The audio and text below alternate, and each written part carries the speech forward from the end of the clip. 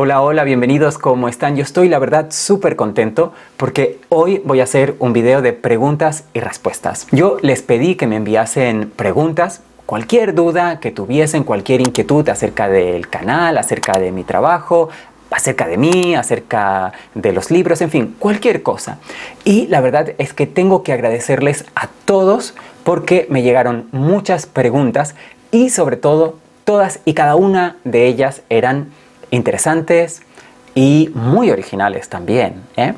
Así que me gustaría en el video de hoy poder responder a todas estas preguntas. Lo voy a intentar y para eso lo mejor que puedo hacer es ir directamente ya a las cuestiones que me llegaron. Y las primeras me vienen de Patricia Nieto. Ella me hace varias preguntas. La primera de las cuales es si me gustaría escribir o si he escrito ya alguna novela. Bueno, yo creo que a todas las personas que nos apasiona la literatura, que devoramos libros, que leemos sin parar, que encadenamos un libro con el otro, en algún momento, inevitablemente, se nos ha pasado por la cabeza la idea de escribir algo, de escribir, pues sí, una novela o de escribir cuentos o en fin, de escribir poesía o teatro. Incluso ensayo. Bueno, a mí esta idea también se me ha atravesado por la conciencia, como es lógico. No he escrito ninguna novela, he escrito algún cuento suelto por ahí, también algunas páginas, pero nada que sea muy extenso.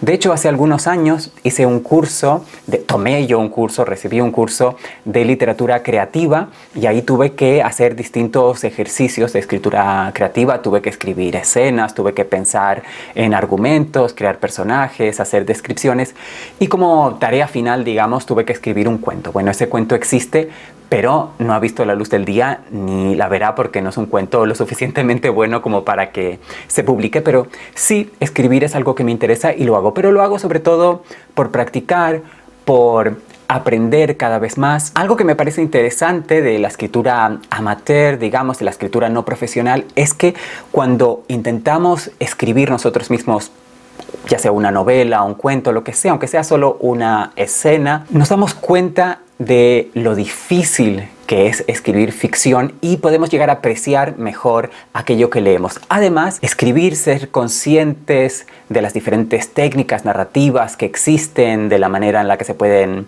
hacer descripciones, de la manera en la que se pueden crear personajes. Todo eso yo creo que nos puede hacer potencialmente, por lo menos, tiene el poder de hacernos mejores lectores. Así que si yo de vez en cuando escribo alguna cosa, más que nada lo hago por aprender y por mejorar mi forma de escribir, pero sobre todo para mejorar mi forma de leer, porque yo soy un lector. Escritor no sé, pero lector seguro. También me pregunta Patricia si alguna vez he pensado en hacer un canal literario como este, pero en inglés. Y la respuesta es que no solo lo he pensado, sino que en algún momento lo hice. Hace como unos 5 años creé mi primer canal literario aquí en YouTube y lo hice en inglés. La elección del idioma fue por razones obvias. Número 1, porque hablo inglés, y número 2, porque en aquella época y desde hacía ya muchos años yo venía leyendo principalmente en inglés. De vez en cuando leía algún libro en español o en otro idioma, pero principalmente leía literatura escrita originalmente en inglés. Así que era obvio que mi canal debía ser en inglés. Bueno, ese canal existe, lo mantuve durante varios años. Hace como un año, quizás más tiempo, que no publico nuevo contenido en él. Sin embargo, todo el contenido que publiqué durante varios años sigue público, o sea que el canal se puede visitar, se puede ver, pero no me interesa mucho promocionarlo porque es un canal que ha quedado ya un poco viejo y que no es tan bueno a mi modo de ver como este que ustedes están viendo ahora. Dicho esto, si alguna vez retomo el canal en inglés, si alguna vez me decido a volver a publicar contenido en ese canal, los primeros en saberlo serán ustedes, porque sé que al menos algunos de ustedes hablan, entienden y quizás lean también de vez en cuando en inglés. La tercera pregunta que me hace Patricia es cómo realizo el análisis de las obras literarias que leo. Y esta es una pregunta que también me hace Eliana Fernández. Así que aquí les va mi respuesta tanto a Eliana como a Patricia como a todos los que estén viendo el video ahora. Hay una especie de proceso, más o menos. Lo he intentado resumir en varios pasos y no me voy a extender mucho. El primer paso es la lectura. Hay que leer la obra literaria, hay que leerla hasta el punto que comprenda yo muy bien la trama y los personajes, por lo menos en una primera lectura. Después hay que hacer un trabajo sobre el contexto, es decir, investigo la vida y la época del escritor, del autor de la obra que quiero analizar. Estudio el contexto histórico y cultural también, tanto del autor como de la obra, las referencias que se pueden hacer pues a política, acontecimientos históricos, todo eso. El tercer paso sería estudiar los temas. Ahí me detengo, reflexiono acerca de la obra y trato de identificar cuáles son los temas principales y me paro a pensar acerca de los mismos lo más posible. El cuarto paso tiene que ver con la estructura de la obra literaria, es decir, cómo está organizada la novela, si es una novela, cómo está organizado el cuento, etc. Aquí, como parte de este paso, pienso en el punto de vista, es decir, quién narra la historia. ¿Me puedo fiar del narrador? ¿El narrador tiene parte en la historia? ¿Es el protagonista? ¿Es un personaje que observa? ¿Es un observador que no tiene nada que ver? En fin, pienso sobre todo esto cuando estoy pensando en la estructura general, porque el punto de vista es también parte de la estructura de la novela. Y cuando digo estructura, no solo me refiero a si está dividida en capítulos, que también, o en partes diferentes, sino también si está narrada de una manera cronológica, si da saltos en el tiempo, si son fragmentos, viñetas, si es una historia contada de una manera más convencional con principio, medio, fin, en fin, todo esto. El quinto paso tiene que ver con los personajes, con cómo se presentan y cómo evolucionan, si es que evolucionan a lo largo de la trama, y también cómo se relacionan los personajes unos con otros dentro de la historia. En sexto lugar, pienso en algo que es muy importante para mí, que es el lenguaje. Pienso en el estilo, en las figuras retóricas, por ejemplo, si hay metáforas, todo esto. Pienso en el tono general en el que está escrita la historia, y también pienso en los diálogos. Reflexiono acerca de si hay diálogos, si no hay, si hay muchos, si hay pocos, esto es interesante. Y si es una novela o un cuento que contiene muchos diálogos, o una novela o un cuento en la que los diálogos son importantes, me paro a pensar si estos diálogos contribuyen al desarrollo de los personajes y avanzar la trama, que es principalmente lo que un buen diálogo debe conseguir siempre dentro de una historia. Una de las últimas cosas que hago es reflexionar acerca de las diferentes interpretaciones que puede tener la obra literaria que quiero analizar. Pienso en la manera en la que yo la interpretaría o en distintas interpretaciones que se podrían dar, y también en este momento del análisis, ya llegando al final, leo reseñas, leo críticas literarias en periódicos, en revistas especializadas. Hoy en día es muy fácil buscarlas por internet porque me interesa ver la reflexión que puede hacer un crítico literario acerca de la obra. Incluso puedo ver en páginas como Goodreads lo que han dicho acerca de esta obra literaria otros lectores también, y reflexiono, veo si lo que estos lectores o estos críticos literarios dicen acerca de la obra literaria tiene sentido, si yo estoy de acuerdo o no, y a veces pues puedo llegar a conclusiones a través de la lectura de reseñas de la obra que yo estoy analizando. Y lo último que hago, el punto final ya para terminar de analizar una obra literaria, es reflexionar acerca de mi respuesta, de mi reacción como lector ante esta obra. La novela, el cuento, el poema, en fin, el ensayo, lo que sea que estoy analizando, es relevante para mí. ¿Por qué? ¿Por qué no? ¿En qué puede ser relevante? ¿En qué no puede ser relevante? ¿Será que puede ser relevante para otras personas? Esto es muy importante tanto en la literatura contemporánea también como en los clásicos. Ver en qué manera, por ejemplo, la Ilíada o el Quijote siguen siendo relevantes. ¿Por qué? Y lo que esto nos puede decir acerca de cómo está escrita la obra literaria, y también lo que nos puede decir acerca de nosotros. Y sobre todo me interesa mucho en este último punto, donde pienso en la conexión, responder a una pregunta, que es: ¿qué me dice a mí esta obra literaria? ¿Qué me dice a mí este cuento, esta novela? ¿Me habla? ¿Me dice algo? ¿Me interesa lo que me dice? ¿Me va a ayudar? ¿Me va a hacer pensar? ¿Me va a cambiar de alguna manera? ¿Me va a transformar de alguna manera?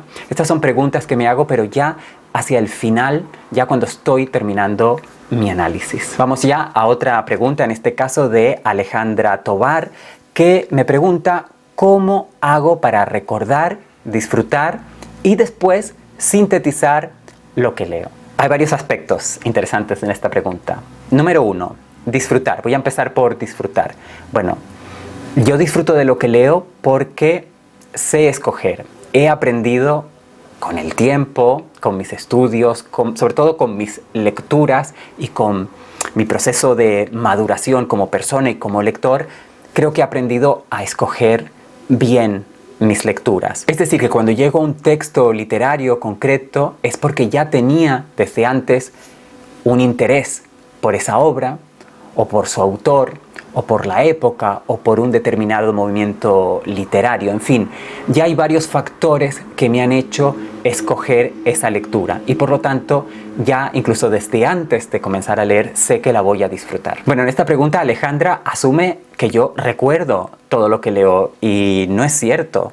No siempre recuerdo lo que leo, se me olvidan muchas cosas, sobre todo tiendo a que se me olviden detalles específicos de la trama y sobre todo el final. Lo que hago cuando se me ha olvidado una obra en concreto y sé que me gustó mucho es volverla a leer. Entonces por eso para mí releer es leer, leer es releer y releer es un placer. Y en cuanto a lo de sintetizar, bueno, pues es el proceso de análisis que expliqué en la pregunta anterior. Tomo notas, pero normalmente no tomo notas mientras estoy leyendo. Es muy raro que haga eso. Lo hacía cuando estudiaba literatura, pero ahora ya como lector que leo por placer, e incluso como lector que tiene un canal literario en YouTube, no tomo notas mientras voy leyendo porque eso afecta negativamente mi experiencia de lectura. No me gusta, sinceramente. Lo que hago es que suelo leer bastante rápido, o más bien no suelo demorar demasiados días en una obra literaria. No es raro que yo lea una novela durante 2 días, 3 días, a veces menos, a veces un poco más. La leo seguida, leo varias veces por día, no suelo combinar distintas lecturas, distintos libros, así que me centro en un libro, intento terminarlo lo antes posible, pero esto no quiere decir, por favor no me entiendan mal, que lea deprisa o que tenga prisa por terminar, sino que leo muy intensamente durante mucho tiempo, durante varios días hasta terminar. Entonces, en cuanto acabo mi lectura, ahí es cuando tomo notas, porque todavía tengo muy fresca la trama, los personajes y también tengo como impresiones a flor de piel. A veces después reflexiono un par de días también y puedo añadir más cosas a mis notas. Y después, como dije antes en la parte del análisis, también acudo a reseñas de críticos literarios o también de otras personas que hacen contenido literario aquí en YouTube, en fin, donde sea, las leo, las escucho y eso también pues me hace recordar mejor lo que leí y también me ayuda a poder hacer mi propia crítica. La siguiente pregunta me llega de Claudia Berger, que me manda saludos desde Guatemala y me pregunta si he tenido la oportunidad de leer a algún escritor guatemalteco o de algún otro país de Centroamérica. Y la verdad, Claudia, es que el único escritor guatemalteco que conozco y que he leído es Miguel Ángel Asturias, lo cual no debe de ser una gran sorpresa porque se trata del escritor guatemalteco más conocido, ¿no es cierto? Leí su novela Señor Presidente, que me gustaría releer. Me gustaría leer también otras obras suyas y por supuesto me gustaría conocer a otros escritores guatemaltecos, pero de momento el único que conozco es Miguel Ángel Asturias. En cuanto al resto de la región centroamericana, he leído a 2 escritores nicaragüenses, Gioconda Belli y Sergio Ramírez, que también son 2 escritores nicaragüenses muy famosos. Por supuesto también he leído algunos poemas de Rubén Darío, pero no he leído nada ni de Costa Rica, ni de Honduras, ni de Panamá. Por supuesto que me encantaría leer más escritores guatemaltecos y de otros países de América Central, así que Claudia o los demás que estén viendo este video, si alguien tiene recomendaciones o sugerencias de libros escritos por centroamericanos, por favor que me lo diga en los comentarios, que yo con mucho gusto investigaré e intentaré leer más escritores de la región. Manuel Rodríguez, más que una pregunta, me pide que les muestre mi biblioteca. Y bueno, de momento no voy a mostrar mi biblioteca, no lo voy a hacer en este video porque no tendría sentido, pero tampoco lo voy a hacer en un video aparte porque mi biblioteca, ustedes verán ahí una parte de ella, es muy caótica, no está ordenada, me sobran libros, me falta espacio, me sobran libros para el espacio que tengo, no me sobran libros, me faltan muchos libros. Pero mi biblioteca son más bien pilas y pilas de libros desordenados, o sea que no tiene sentido que yo les muestre mi biblioteca porque en realidad no hay nada que mostrar. Sin embargo, dicho esto, tengo un proyecto personal de mejorar mi biblioteca, mejor dicho, de construir una biblioteca próximamente, en los próximos meses, digamos, en algún momento. Y cuando lo haga, por supuesto, yo quiero hacerles partícipe. Así que cuando yo vaya organizando, reorganizando, construyendo mi nueva biblioteca, crearé contenido, grabaré videos y se los mostraré. Así que solo les pido un poco más de paciencia. Ya les mostraré mi biblioteca cuando se pueda hacer, cuando yo esté preparado y cuando de verdad, en serio, haya algo digno de mostrarse. Paulo de Santis me hace 3 preguntas, 2 de las cuales están relacionadas, así que las voy a responder al mismo tiempo. Me pregunta si conozco un escritor llamado Guy Descartes y si es cierto que no me gustan los libros de terror como él sospecha, porque hasta la fecha le parece que no he mencionado a ninguno aquí en el canal, y tiene razón. Bueno, de Guy Descartes sé que fue un escritor francés muy famoso del siglo pasado, del siglo XX, un escritor muy popular de bestsellers, muy prolífico, con novelas escritas en francés, traducidas, muchas novelas. No he leído nada de él y sinceramente no es un escritor que en principio me interese. Y hablando de no interesarme, tienes razón, los libros de terror tampoco me interesan mucho, no es un género que me guste. Sé que hay libros de terror, como libros de todos los géneros, que están muy bien escritos, que merecen la pena, pero no es lo que a mí más me interesa. Siento un cierto rechazo, pero diré, por ejemplo, que he leído a Mariana Enríquez, que es una escritora ahora muy de moda, una escritora también muy buena, argentina. Leí su novela Nuestra parte de noche, que sí habla de la dictadura militar en Argentina y de otros temas, pero es una novela que, si bien no diría yo que es de género, creo que es trasciende, creo que es mucho más que eso, pero es una novela que podríamos clasificar como de terror. Y efectivamente no me gustó mucho, o sea, aprecio lo que hace Mariana Enríquez, me parece una gran escritora, pero el terror no es para mí, sencillamente. Y lo mejor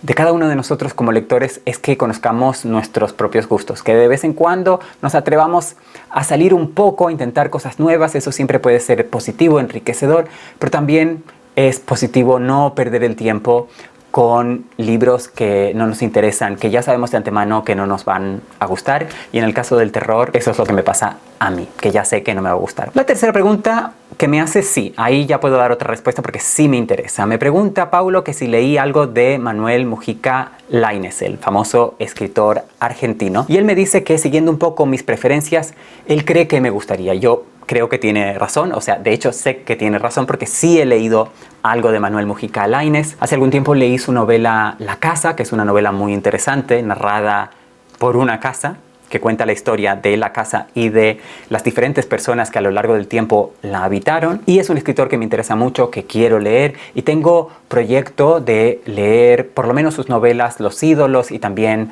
Bomarzo dentro de muy poco. De hecho, es un escritor del que he hablado recientemente en algún video, así que Paulo y a aquellos también a los que les interese, estén pendientes porque pronto espero poder hablar y poder reseñar algunos libros de Manuel Mujica Lainez.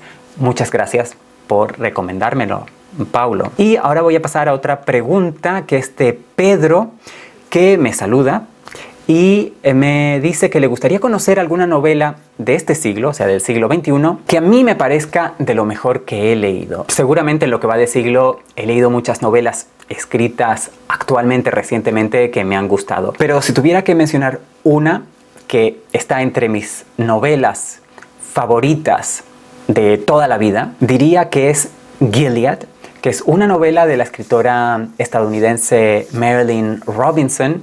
Los detalles de este y de los demás libros que puedo eventualmente mencionar en el video van a estar en la descripción.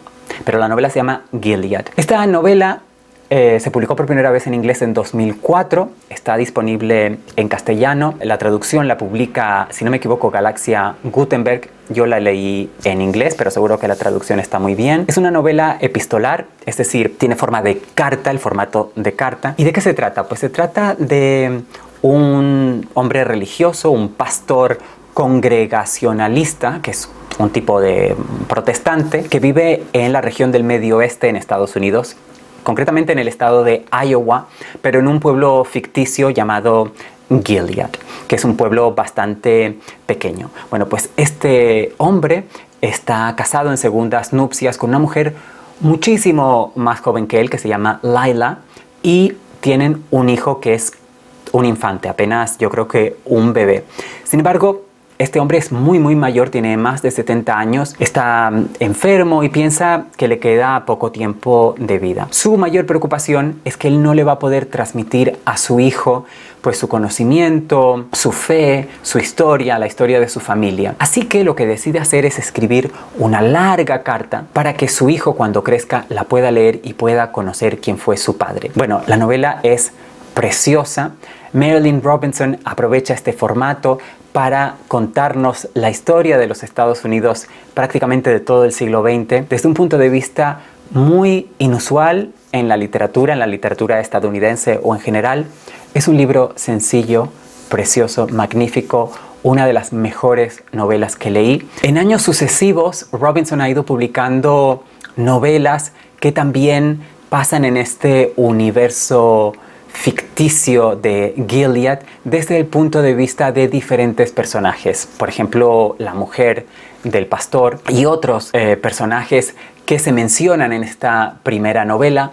Cada uno de los libros que siguen toma el punto de vista de un personaje diferente y están escritos en formato diferente. Creo que ninguno de ellos vuelve a ser epistolar. Y por eso a mí el que más me gusta es este, pero todos los libros de esa serie, se puede considerar una serie, me encantan, pero creo que hay que empezar por Gilead. Si lees Gilead, si te gusta, pues ya ahí te recomiendo que busques los otros libros y que los leas en orden porque te van a fascinar. Alida me advierte que su pregunta es un poco personal porque ella quiere saber a qué me dedico profesionalmente y si es algo relacionado con la literatura. Y bueno, no, mi actividad profesional no tiene nada que ver con la literatura. De hecho, nunca he trabajado con nada que tenga que ver con la literatura. Incluso en las fases en las que he sido profesor, nunca he enseñado literatura. Ya me gustaría, pero no se dio nunca el caso. Mi único trabajo actual y de siempre con la literatura, o que tiene que ver con la literatura, es la divulgación que hago de los libros y de la lectura a través de este canal. A Pilar González le gustaría saber más de mis primeras lecturas y de cómo se fue formando la afición a la lectura en mí. Isabel Torres me hace una pregunta también parecida. Me dice que le gustaría saber qué fue lo primero que leí y cómo descubrí que necesitaba la lectura. Bueno, la verdad es que uno ya va teniendo una edad, así que ustedes me piden que yo recuerde cosas que la verdad ya me quedan bastante lejanas y se me confunden un poco. Mis primeras lecturas, ¿cómo creció mi afición a la lectura? Pues fue un proceso largo de años. Yo creo que fue una mezcla de lecturas escolares obligatorias. Yo soy completamente partidario de las lecturas obligatorias. Este pensamiento quizá no esté de moda hoy en día, se escucha mucho decir por ahí que no debería haber lecturas obligatorias, que es mejor dejar que los niños escojan lo que quieren leer en el colegio. Yo no estoy de acuerdo. Para mí las lecturas obligatorias escolares fueron muy importantes. Pero también, no solo esas lecturas, también mis lecturas de cómics de superhéroes. Ahí entraba mi propio gusto, mi propio interés infantil por otras cosas, por otros formatos, por el formato gráfico que me llegó a apasionar durante varios años de mi infancia. También entraban los libros que me regalaban, que yo siempre leía porque eran regalos y yo pues siempre sentía que los tenía que leer y además siempre me regalaban libros que me acababan gustando. En mi casa no había muchos libros. Yo no tuve esa infancia del niño que crece con una biblioteca maravillosa, con gente que está leyendo todo el rato, que te recomienda libros, que te dan libros.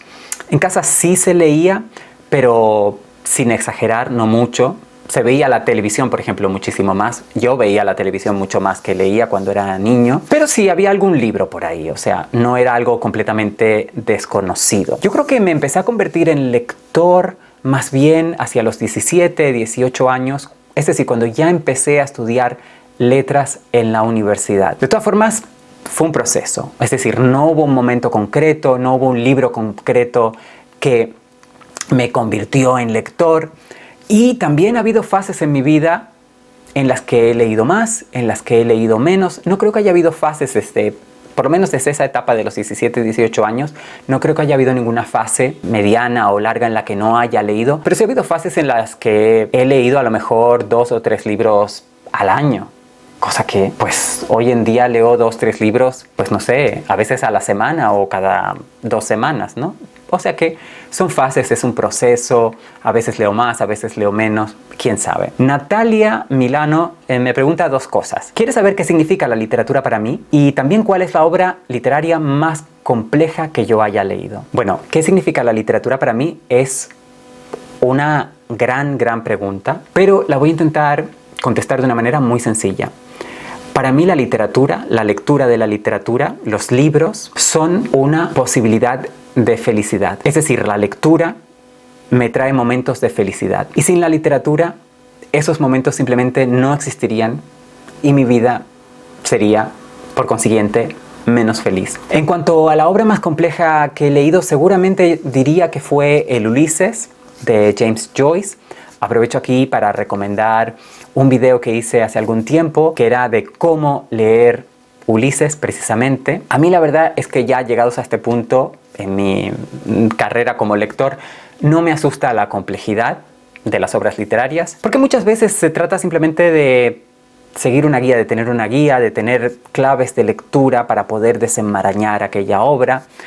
Es lo que yo intento ofrecerles en aquel video de Ulises y también en otros que he hecho acerca del Quijote o de Proust, ahora me viene a la cabeza. Un tipo de video que a ustedes les suele gustar bastante, suelen ser videos populares. Y bueno, si tienen alguna sugerencia de libros complejos, difíciles, de escritores que tienen esa fama, pues díganme en los comentarios y yo los haré, porque creo que bueno, aunque la complejidad puede venir por diferentes motivos, por el lenguaje, por ejemplo, si leemos clásicos, a veces la lengua nos queda, el lenguaje que se utiliza en estos libros nos queda como demasiado antigua, no entendemos muy bien, no entendemos las referencias. Bueno, todo eso se puede buscar, hay ediciones con notas al pie de página que nos aclaran esas dudas. Y yo creo que como lectores nos vamos formando y los libros que vamos leyendo nos pueden formar como lectores. Por eso es muy importante escoger bien las lecturas. Si nos interesa evolucionar como lectores, hay gente que solo quiere leer por entretenimiento, está perfecto. Yo me entretengo muchísimo con la lectura, pero aparte también hay más. Entonces yo creo que es importante ir leyendo cosas cada vez más complejas y eso, saber entender,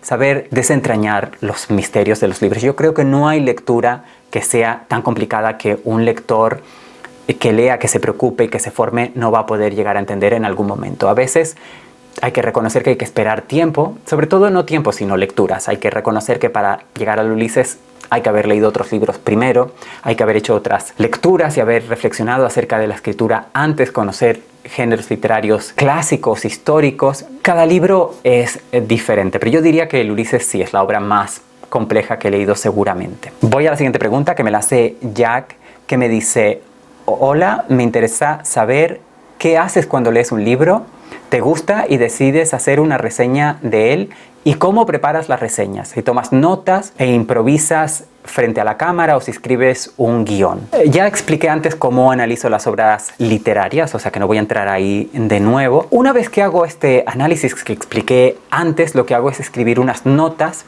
con lo que me interesa destacar y más o menos el orden en el que me interesa destacarlo en el video. Las leo varias veces antes de sentarme a grabar, pero las tengo alrededor en el momento de la grabación para poderlas consultar si en algún momento me pierdo o no recuerdo lo que quería decir a continuación. En fin, las tengo cerca, pero no hago un guión.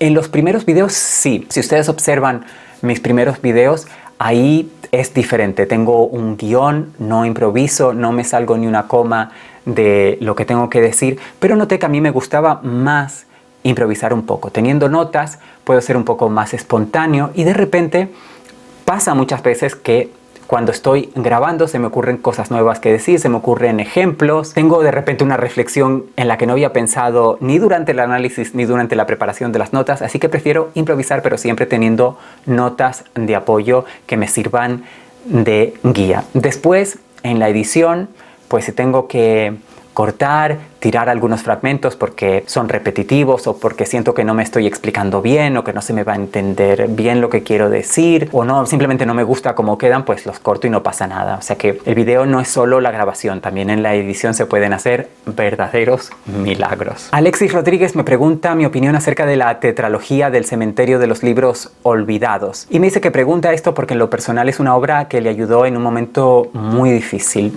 Bueno, Alexis se refiere a las 4 novelas de Carlos Ruiz Zafón.